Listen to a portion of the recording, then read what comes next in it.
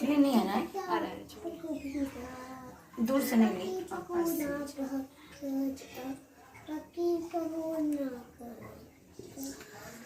लग रहा है कहो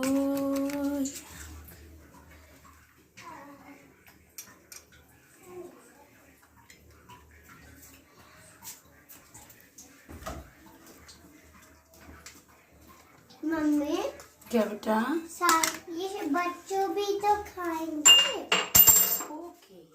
ये बच्चों भी खाएंगे। चाट मसाला। मसाला ठीक नहीं है, मसाला पर नहीं खाता बच्चों। ओह इट्स लाइक और मत करो बेटा।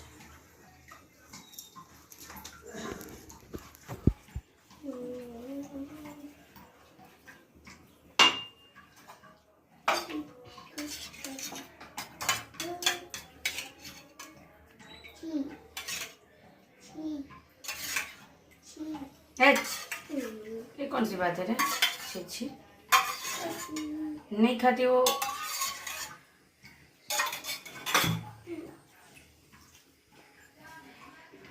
इतना सारा बना दिया आपने। ये तो मैं कहीं नहीं खाने को मिला।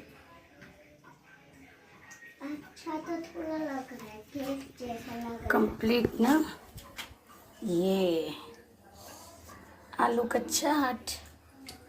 आलू का चाट ऐसा